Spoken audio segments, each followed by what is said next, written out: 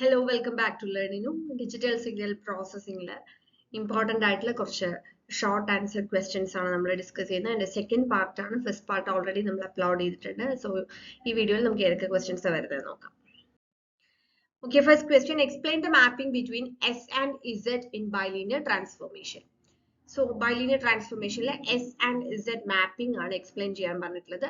So first of all എന്താണ് bilinear transformation എന്ന് പറയുന്നത്? Continuous time systemത്തിൽ നിന്ന് നമ്മൾ discrete time systemത്തിലേക്കുള്ള ഒരു conversion ആണ് നമ്മൾ bilinear transformation യൂസ് ചെയ്ത്, that is S domain നിന്ന് Z domainലേക്ക് convert ചെയ്യാനായിട്ട് അല്ലേ.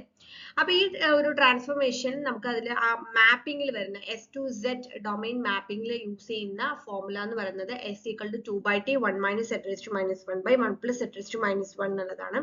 അപ്പൊ ഈ ഒരു ഇക്വേഷൻ ആണ് ഇതിൽ ഏറ്റവും ഇമ്പോർട്ടന്റ് ആയിട്ടുള്ളത്. ഓക്കെ, ഈ ഒരു ഇക്വേഷൻ എഴുതുന്നതോടുകൂടി തന്നെ നമുക്ക് ഇതിന്റെ ഒരു മാർക്ക് വരും. പിന്നെ നമ്മൾ എന്താ ചെയ്യേണ്ടത്, ഇത് ജസ്റ്റ് ഒരു ഗ്രാഫിക്കൽ റെപ്രസെന്റേഷനും കൂടെ ആ ഒരു ഡൊമൈൻ, അതായത് എസ് ഡൊമൈനും Z ഡൊമൈനിലും ആ റിയൽ ആക്സിസ് അതേപോലെ തന്നെ ജിയോമെട്രിക് ആക്സിസും കൂടെ വരച്ച് ട്രാൻസ്ഫോർമേഷൻ കാണിച്ചു കഴിഞ്ഞാൽ നമുക്ക് മാർക്ക് കിട്ടും. ഇനി ഇതിലെ ഡെറിവേഷൻ സ്റ്റെപ്സും കൂടി നമ്മൾ അഡീഷണൽ ആയിട്ട് പറയുകയാണ്. അതായത് നമ്മൾ കണ്ടിന്യൂസ് ടൈം സിസ്റ്റത്തിലെ സിഗ്നൽ റെപ്രസെന്റേഷൻ ഇപ്പൊ നമുക്ക് എക്സ് ഓഫ് എസ് അല്ലെങ്കിൽ എസ് ഓഫ് എസ് എന്നൊക്കെ ആയിരിക്കും. അതിൽ നമ്മൾ എങ്ങനെയാണ് ട്രാൻസ്ഫോർമേഷൻ അപ്ലൈ ചെയ്യുന്നത്? S is equal to 2/t 1 minus z raised to minus 1 by 1 plus z raised to minus 1 എന്നുള്ളത് നമ്മൾ സബ്സ്റ്റിറ്റ്യൂട്ട് ചെയ്ത് കൊടുക്കും. അതിനുശേഷം നമ്മൾ അത് സിംപ്ലി അത് ന്യൂമറേറ്റർ ഡിനോമിനേറ്റർ മൾട്ടിപ്ലൈ ചെയ്തിട്ട് അത് സിംപ്ലിഫൈ ചെയ്യും. ഇനി നമുക്ക് ഇൻവേഴ്സ് മാപ്പിംഗ് ആണെന്നുണ്ടെങ്കിൽ നമ്മൾ എന്താ ചെയ്യേണ്ടത്, അതിൽ z സോൾവ് ചെയ്യുകയാണ് ചെയ്യുന്നത്. അപ്പൊ അത് ആ പ്രോബ്ലം ചെയ്യുന്ന പ്രൊസീജിയേഴ്സ് ആണ്. അപ്പൊ അതുകൂടെ മനസ്സിലാക്കാൻ വേണ്ടിയിട്ട് അത് പറഞ്ഞത്. Okay, next one, draw the direct form realization of FIR system. FIR systemത്തിന്റെ ഡയറക്റ്റ് ഫോം റിയലൈസേഷൻ എങ്ങനെയാണ് വരുന്നത് എന്നുള്ളതാണ്. അപ്പോൾ നമ്മൾ FIR-ലെയും IIR-ലെയും നമ്മൾ ആ ഒരു റിയലൈസേഷൻ പഠിക്കുമ്പോൾ എല്ലാം കറക്റ്റ് ആയിട്ട് ആ ഇക്വേഷൻ വെച്ച് എങ്ങനെ വരയ്ക്കുന്നു എന്നുള്ളത് അറിയണം. ഇപ്പൊ FIR-ൽ നമ്മൾ സിസ്റ്റം ഫംഗ്ഷൻ എങ്ങനെ എഴുതുക? h of z is equal to summation n equal to 0 to n minus 1 h of n z raised to minus n അല്ലെ. നമ്മൾ ഇതിനെ അങ്ങ് എക്സ്പാൻഡ് ചെയ്യാണ്. അതായത് സ്മോൾ എന്നിന് നമ്മൾ 0 മുതൽ n minus 1 വരെ കൊടുക്കുമ്പോൾ എങ്ങനെ വരും? h of 0 plus h of 1 z raised to minus 1 plus h of 2 z raised to minus 2 etc. അല്ലെ, h of n minus 1 z raised to minus n minus 1 എന്ന് വരും. അപ്പൊ ഈ h of z എന്ന് പറയുന്നത് എന്താണ്? y of z by x of z അല്ലേ. h of z എന്ന് പറയുന്നത് y of z divided by x of z ആണ്. അതായത് നമ്മളിപ്പോ ഇവിടെ എഴുതിയത് h of z ന്റെ എക്സ്പ്രഷൻ ആണ്. അതെന്ന് പറയുന്നത് y of z divided by x of z നെയാണ് നമ്മൾ ആക്ച്വലി h of z എന്ന് പറയുന്നത്. അപ്പൊ അതിന്റെ എക്സ്പ്രഷൻ ആണ് നമ്മൾ ഇവിടെ എഴുതിയത്. അപ്പൊ അതിൽ നിന്ന് നമുക്ക് എന്ത് എഴുതാൻ പറ്റും? y of z is equal to, നമ്മൾ ഈ x of z എന്നുള്ള ഡിനോമിനേറ്ററിലുള്ള ടേമിനെ RHS ലേക്ക് കൊണ്ടുവരികയാണ്. അപ്പൊ y of z is equal to നമുക്ക് എന്ത് എഴുതാൻ പറ്റും? y of z is equal to ഇതിലെ ഓരോ ടേംസിലും x of z വെച്ചിട്ട് നമ്മൾ എന്ത് ചെയ്യാം? മൾട്ടിപ്ലൈ ചെയ്യാം. ഓക്കെ, അപ്പോൾ y of z is equal to x of z ന്റെ h of 0 x of z plus h of 1 z raised to minus 1 x of z plus h of 2 z raised to minus 2 x of z plus etc. Last term വരെ വരും. ഇനി ഈ ഇക്വേഷനെയാണ് നമ്മൾ എന്ത് ചെയ്യുന്നത്? Realise ചെയ്യാൻ പോകുന്നത്. ഓക്കെ, ഈ ഇക്വേഷനാണ് നമ്മൾ റിയലൈസ് ചെയ്യുന്നത്. അപ്പൊ ആ ഇക്വേഷനെ റിയലൈസ് ചെയ്യുമ്പോൾ അത് ഇങ്ങനെയാണ് വരയ്ക്കുന്നത്. x of z നമ്മൾ വരച്ചു. അതേപോലെ തന്നെ നമുക്ക് ആ ഒരു പോയിന്റ് ഇപ്പൊ നമ്മൾ ആഡ് ചെയ്യുന്ന പോയിന്റ്, അതേപോലെ z raised to minus 1 എന്നുള്ള ആ ഒരു എലമെന്റ് അതില് വരച്ച് നമ്മൾ ഇതുപോലെ വേണം ആ ഒരു റിയലൈസേഷൻ നമ്മൾ വരയ്ക്കാനായിട്ട്. അപ്പൊ ഈ ഒരു സ്ട്രക്ചറിന് ഒരു പേരുണ്ട്, ട്രാൻസ്വേഴ്സൽ സ്ട്രക്ചർ അല്ലെങ്കിൽ ഡയറക്റ്റ് ഫോം സ്ട്രക്ചർ എന്ന് പറയുന്നു.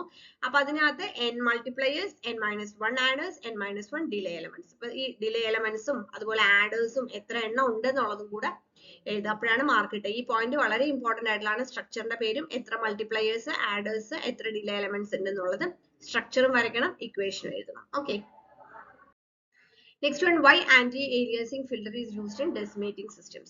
Decimating systemത്തിൽ എന്തിനാണ് anti-aliasing filters യൂസ് ചെയ്യുന്നത്? അപ്പോൾ anti-aliasing filters നമ്മൾ ഡൗൺ സാമ്പിൾ ചെയ്യുന്ന സമയത്ത് നമ്മൾ എന്താ ചെയ്യുന്നത്? സാമ്പിളിംഗ് റേറ്റ് നമ്മൾ കുറയ്ക്കും അല്ലെ. അപ്പോൾ anti-aliasing filters ഇല്ല എന്ന് വിചാരിക്കുക. അപ്പൊ നമ്മൾ ഈ ന്യൂക്വിസ്റ്റ് ഫ്രീക്വൻസിയുടെ എബവ് വരുന്ന അതായത് ഹൈ ഫ്രീക്വൻസി കമ്പോണൻസ് ഉണ്ടല്ലോ, അത് ലോവർ ഫ്രീക്വൻസീസിലേക്ക് ഫോൾ ബാക്ക് ചെയ്യും. ഓക്കെ, അപ്പൊ അങ്ങനെ ഫോൾ ബാക്ക് ചെയ്യുന്ന സമയത്ത് നമുക്ക് ഡിസ്റ്റോർഷൻ ഉണ്ടാവാൻ സാധ്യതയുണ്ട്.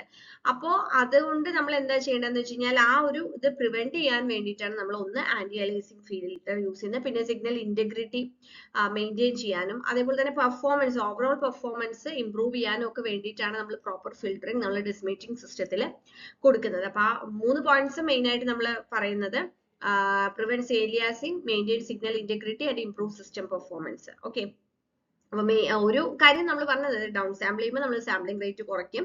അപ്പൊ നമുക്ക് ഈ പറഞ്ഞ പോലെ ഈ ഫ്രീക്വൻസി കമ്പോണൻസ് നമ്മൾ ഫോൾ ബാക്ക് ചെയ്യുമ്പോൾ നമുക്ക് അതായത് ചില ഹൈ ഫ്രീക്വൻസി കമ്പോണൻസ് സിഗ്നൽ ഉള്ളത് നമ്മൾ ലോ ഫ്രീക്വൻസിക്ക് അത് മിസ്ഇൻറ്ററപ്റ്റഡ് ആവും.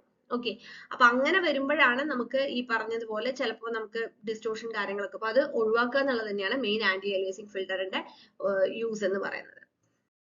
Next one FAR and IAR filter compare ചെയ്യാനാണ് question.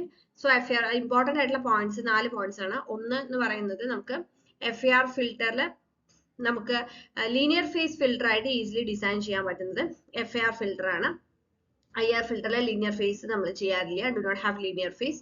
Then recursively and non recursively realize ചെയ്യാൻ പറ്റുന്നത് FAR ആണ്. IR filters R easily realised recursively ആണ് നമ്മൾ മെയിൻ ആയിട്ട് IR ഫിൽറ്റർ ചെയ്യാറുള്ളത്. ഇനി ഫ്ലെക്സിബിലിറ്റി കൂടുതൽ വരുന്നത് FAR ഫിൽറ്റേഴ്സിന് തന്നെയാണ്. പിന്നെ റൗണ്ട് ഓഫ് എറേഴ്സ് അല്ലെങ്കിൽ നോയ്സ് അതൊക്കെ ലെസ് സിവിയർ ആയിട്ടുള്ളത് FAR ഫിൽറ്ററിലാണ്.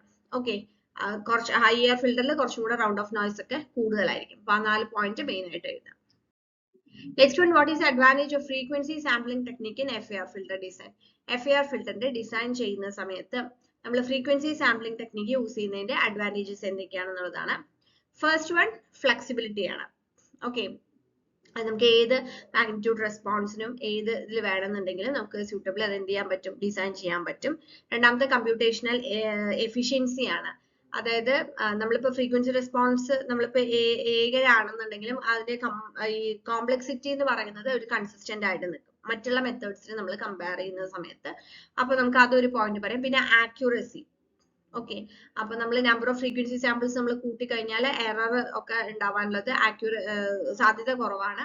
അപ്പൊ അതുകൊണ്ട് തന്നെ കൂടുതൽ ആക്യുറേറ്റ് ആവും, ഇംപ്ലിമെന്റ് ചെയ്യാനും ഈസി ആയിരിക്കും. അപ്പൊ മറ്റു മെത്തേഡ്സിനെ കമ്പയർ ചെയ്യുമ്പോൾ ഫ്രീക്വൻസി സാമ്പിളിംഗ് മെത്തേഡിന്റെ അഡ്വാൻറ്റേജസ് ഈ 4 പോയിന്റ്സ് ആണ്.